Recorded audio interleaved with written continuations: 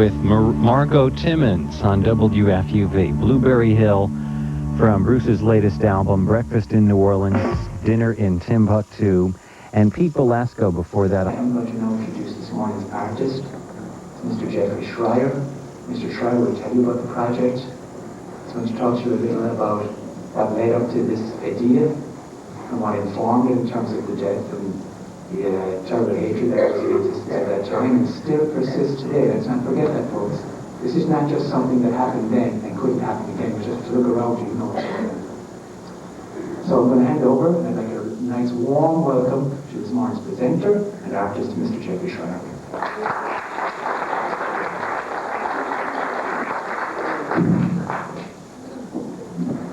First of all, I'd like to thank the Cultural Arts Committee and Ivy Luxon for arranging this program and the Bell Middle School for bringing me to work with you, and Mr. Fitzpatrick for a very nice introduction. I'm an artist. I've been working with issues of tolerance in my work for a while. And I worked a lot on this project with many schools and with a number of summer camps. And so far, 14,000 students in 13 states have worked on this project with me. I'd like to tell you a little bit about how this project began. But before I do, I'd like you to try and understand the relevance of the project for doing the project now with young people such as yourselves. I think it has a relevance beyond the significance of the Holocaust itself. And I think it does because today, even in today's world, we have many instances of hate and prejudice. We hear on the news all the time about things going on in Eastern Europe, ethnic cleansing, one group of people trying to extinguish another group of people. We've had horrible hate and prejudice in South Africa, apathy. We have a history of hate and prejudice in this country that goes back to African Americans who were brought here from Africa and the slave trade. We have a period of time during the 1940s, during the Second World War, where Japanese people were put in concentration camps in this country because of fear that they would leak information to the country of Japan. But oddly enough, German Americans were not put into camps. And I wonder about this. I have a sense it has something to do with difference in how people look and habits, not just what their political what fear about their political orientation might be. So these things kind of hit closer to us than we think. And now we have incredible possibilities because of high technology. You know how easy it is to communicate with people you've never met, you've never seen through the internet and through other forms of technology. So you can communicate with someone just about ideas and feelings with really not even knowing what color their skin is, what religion, what ethnic background they may come from. In some cases, there may be a language barrier. But all of these things in the future, I think, are all going to be kind of worked out through some level of technology, through the way humanity enters into technology. And I think a challenge for you in the coming century will be to use this technology to continue to break down barriers between people because of difference, and to be able to understand the sameness between all of us and how that sameness can enrich all of our lives. I'm very interested in an artist in recycling and also building community through art. So this project, which involves using soda can tabs to make a form of art, was something that I became very, very interested in because I could use the tabs and recycle them into the artwork, and also also, by having students across the country work on the project with me, build a community of young people, have a community form through the making of this work of art. And I'd like to tell you a little bit about how I got involved with this project and why it felt important for me to do so. I had been working on a Holocaust memorial to honor a man named Raoul Wallenberg. Raoul Wallenberg was a Swedish diplomat who was sent to Budapest, Hungary during World War II. When he got to Budapest, sadly, most of the Hungarian Jews who lived in the countryside and the smaller towns of Hungary had already been exterminated, but there were a few 100,000 Jews still left in the city of Budapest. And Wallenberg decided he was going to do everything he could to save the remaining Jews there, although he himself was not a Jew. He had a Christian upbringing, and in his early 20s he attended college in this country studying architecture. And then he found himself back in Eastern Europe during the war years. He had worked with for a family that was a gourmet food importer family, and that family was Jewish, and he got to know this family very, very well.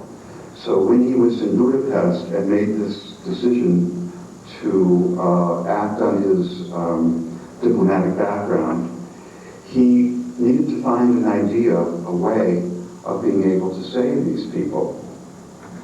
And Wallenberg had a fantastic idea. He decided to make a passport that was a Swedish passport and then hand them out to as many of the Jewish people as he could.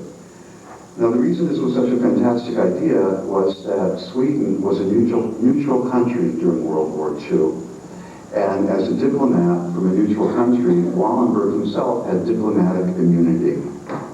His idea was that if he could give a Swedish passport to all of these people who would have been sent away to the death camps, that the Nazis might believe this passport and accept that they had this document saying that they were under the protection of the country of Sweden. The passport itself had actually no real legal status, since he was giving these Swedish passports to Jewish people in the country of Hungary. He got a printing press and set it up in the safe houses, which were a section of Budapest, which was the ghetto where the Jews were forced to live. And he and a team of helpers printed up these passports by the thousands. Well, I was working on this project because it was commissioned from me to honor Wallenberg for a place in Los Angeles, California, called the Simon Wiesenthal Center. And the Wiesenthal Center is one of the leading organizations that documents the history of the Holocaust. The Wiesenthal Center has a wider focus than just the records of the Holocaust, however.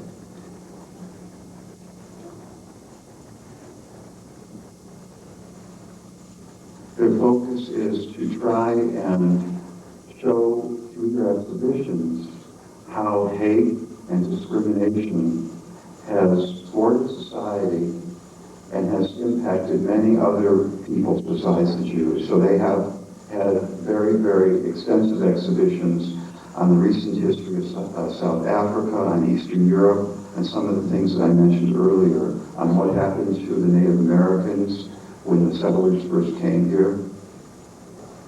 And they asked me to create this piece to honor Raoul Wallenberg to hang in the entryway of their museum. I knew very little about Raoul Wallenberg, so I went to this Simon Wiesenthal Center to research for the project, and one of the first things that I ran across was a copy of one of these passports. When I saw the passport and held it in my hands for the first time, I got my idea of what I wanted to do to make this work of art to honor Wallenberg. I decided to make a huge pair of wings, and instead of making them out of feathers, to print up thousands and thousands of copies of this passport and overlap the copies in a sort of like a feather-like fish scale design to make these massive wings. And the more research I did about Wallenberg, the more interested I became in the project.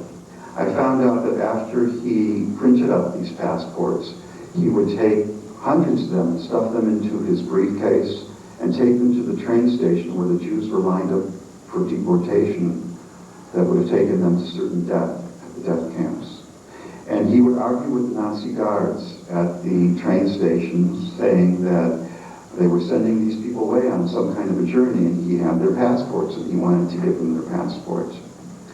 So the Nazi guards would listen to him and allow him to pass out passports. The people would turn from the line and be able to go back to the safe houses. He couldn't save everyone this way, but he saved many, many people.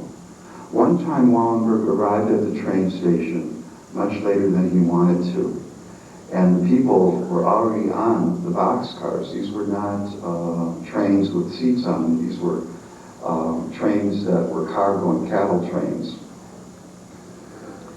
He jumped up on top of the train when the Nazis, wouldn't let him go to the doors of the car, and he ran up and down, handing the passports out, and arms reached up and took the passports. Inside the cars, there was somewhat of a scramble as people tried to link up an identity with the passport.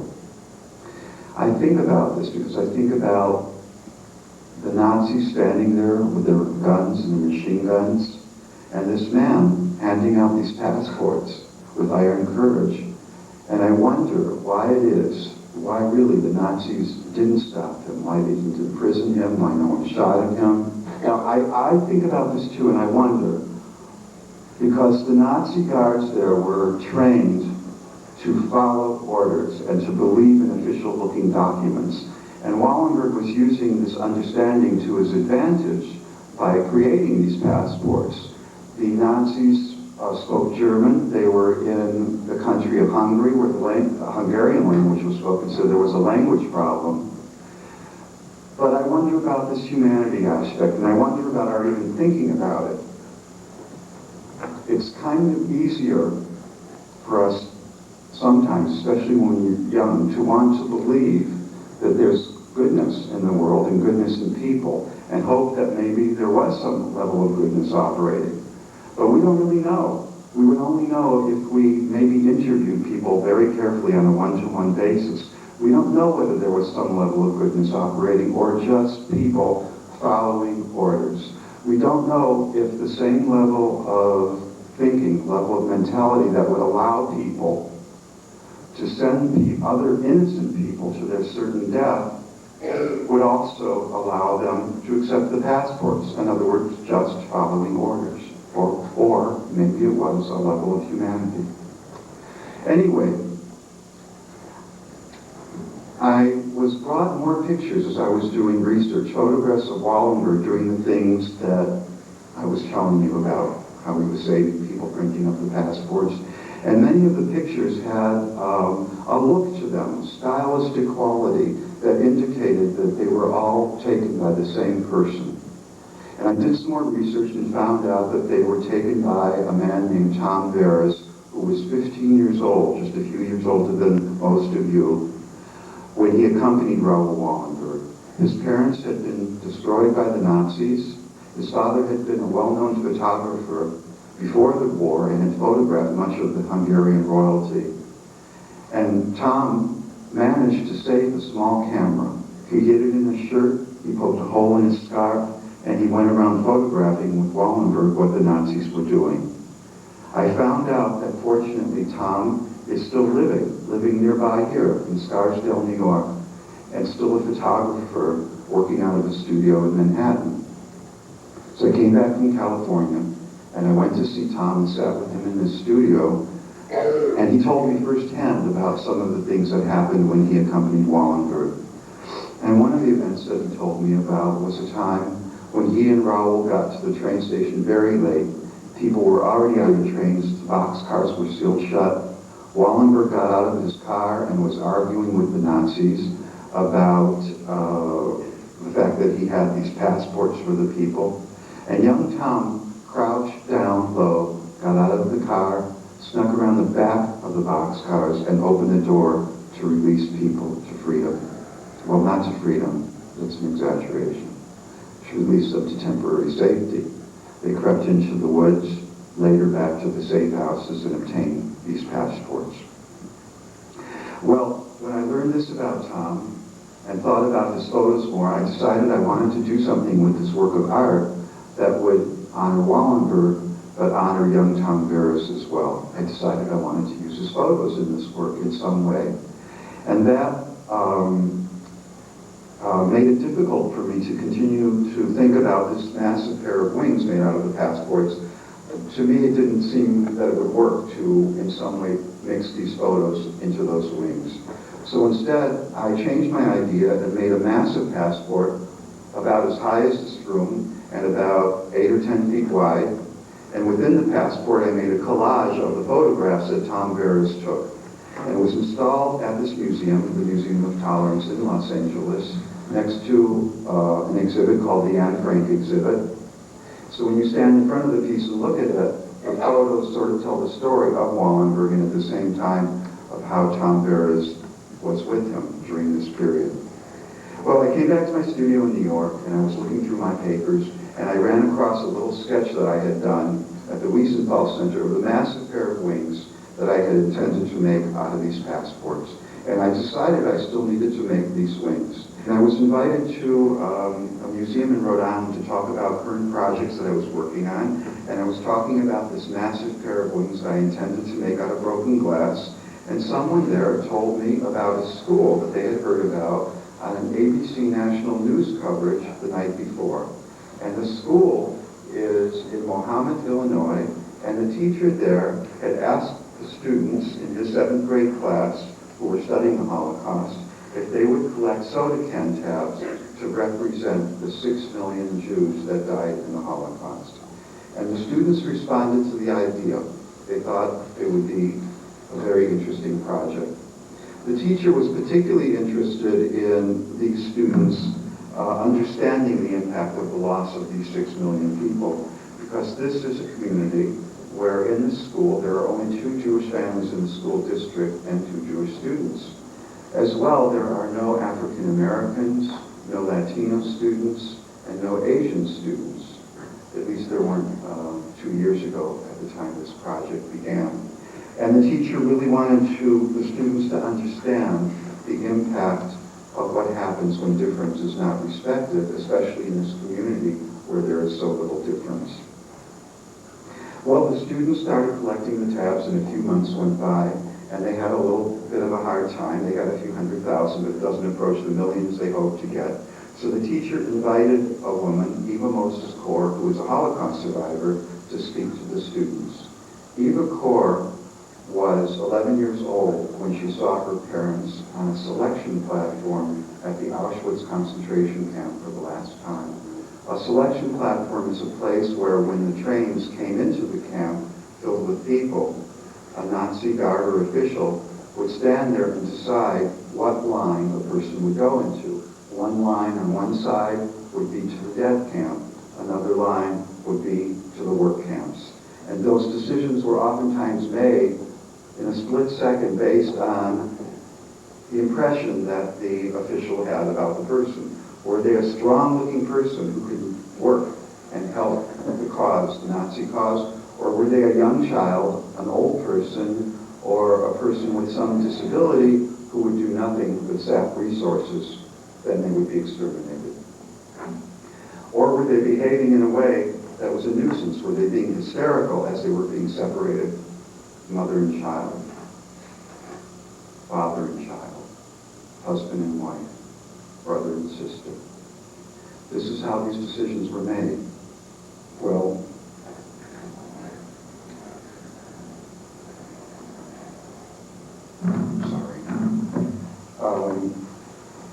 the students spoke with the survivor, Eva Moses Kor. She brought with her 119 tabs.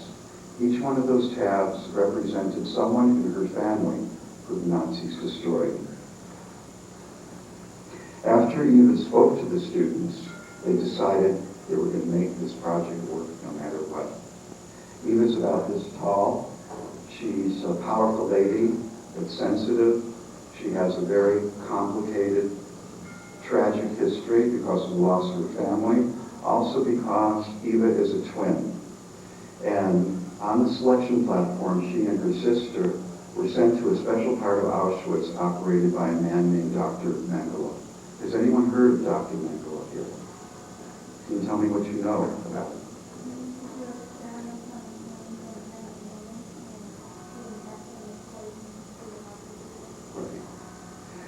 He did experiments on human beings, mostly on twins, and his objective was to help the Nazis create the superhuman Aryan race, which is the fact came from the fact that they believed in the Aryan race to be a superior race. So he thought that through genetic experiments and injections with chemicals and drugs and so forth, that he could change people's brown eyes to blue eyes and brown hair to blue hair, and to blonde hair, and blue hair is something we have today, but people didn't do it then. Eva and her sister were the victims of these experiments. After Eva left the classroom, the students created a website. They put their search up on the internet, and pretty soon these tabs started coming in from all over the country and then all over the world. They eventually got their 6 million and raised their goal to 11 million so they could include the additional 5 million minorities, political dissenters that were also murdered by the Nazis. And they eventually achieved their goal of 11 million in May of 1997, and they had a commemoration in the gymnasium of the school. And that was what the ABC News broadcast was about, that this person told me about, and the way that I found out about these soda can tabs. Well, I contacted the teachers, and he thought that the possibility of making this sculpture out of these soda tabs was an interesting idea, but the tabs had been sent to a recycling plant. A few people helped me arrange to get the tabs and prevent them from being recycled. And after exploring how to make something with them for 5.5 months, I created the first feather out of soda can tabs. And I'm going to need 18,000 of these feathers. I've been traveling around, and I've worked in 13 states with 14,000 students, as I've mentioned, and we're about a third of the way done making these feathers. And I'm here today really because I hope to interest you in helping to build this sculpture by making these feathers. Now, as you're working on the project, I'm going to be passing around a sign-in sheet. And I hope that all of you will sign your names, even if you've worked on the project before, including the adults who are here to help. And the reason I'm asking you to sign your names is you're going to be working with your hands. You are the artist. You are building the sculpture. And artists sign their work, and I want to acknowledge you for your contribution in that way. Thanks for listening. You're good listeners, and we're just going to be a few more minutes before we get started.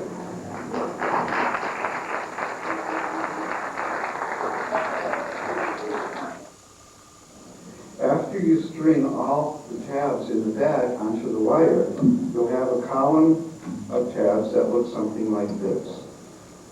The adults, including myself, will come around at that point, and we will turn that into that wire. There should be about 2 or 3 inches left, into a flat round circle. I'm going to show them how to do this at close range while you're stringing the tabs. Then we'll be doing the same thing to the other end, turning that wire into a little circle with a little tension at the end of it, picking up any slack that was in the middle of the structure. Then we'll be inserting an aluminum rod down the middle to create the stem of the feather.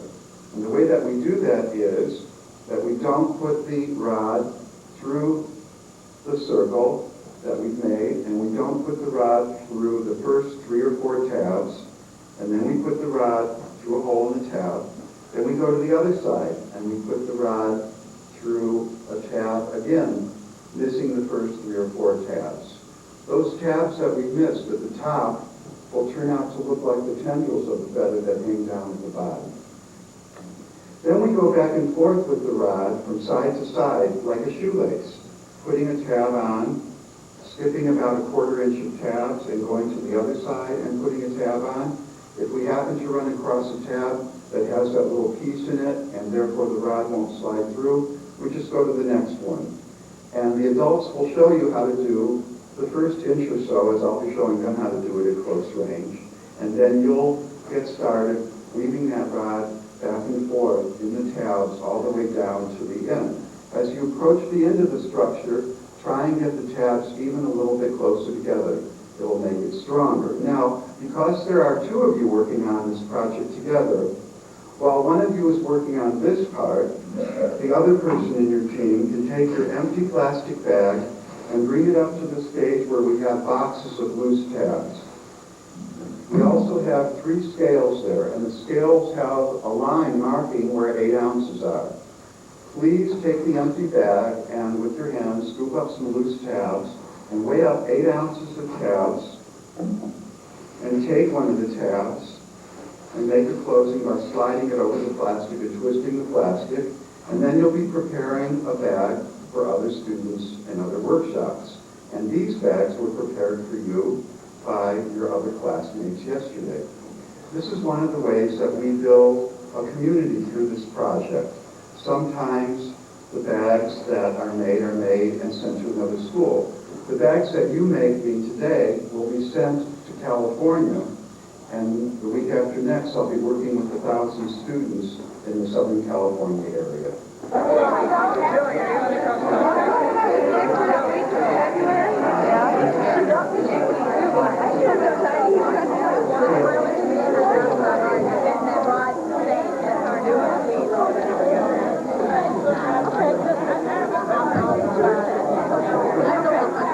Would you like to talk to a couple of kids at this table? We're stringing bottle caps, tabs, onto wire, and each tab represents a different person who was killed in the Holocaust. All of my great-grandparents were killed in the Holocaust, and all of my grandparents were survivors. So when going through my mind, I'm thinking about them and the life I might have lived with them, and now I don't know them because they were killed.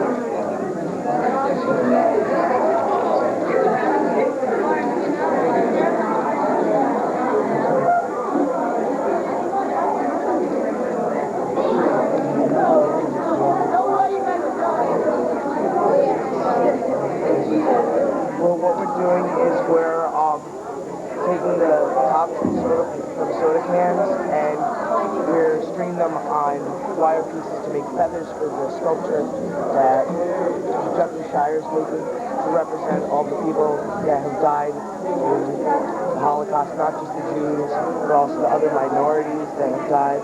And what this means to me is like that it means a lot because like after my bar mitzvah and everything, it made me think more about religion and everything like that. But it really is like a connection to what like all of our paths. It's just like all of us as a nation and a community. And it makes me actually kind of want to go back home and just try to find more out about my family and what's happened in the past. Yeah, finish up the bag.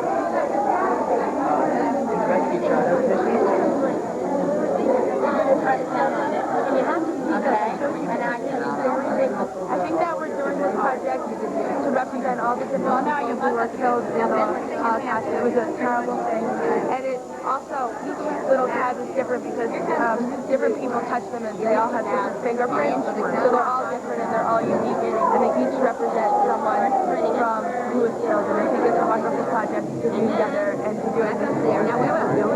You're supposed to give like 3 but keep it close together so you're only a quarter inch apart, okay? You've been like behind me.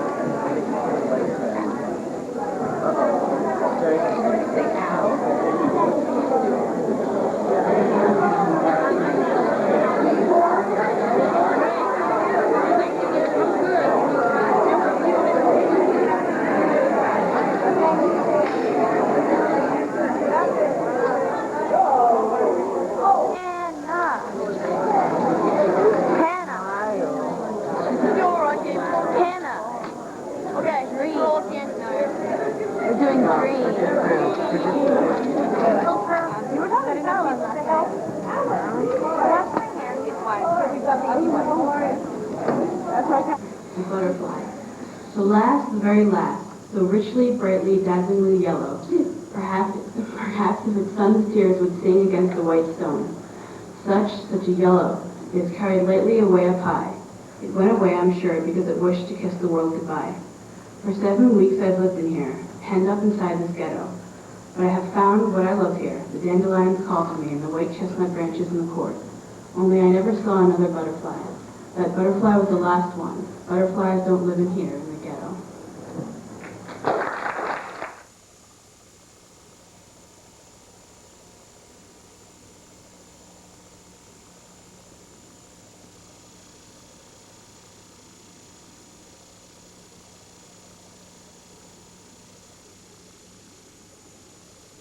A good talking to.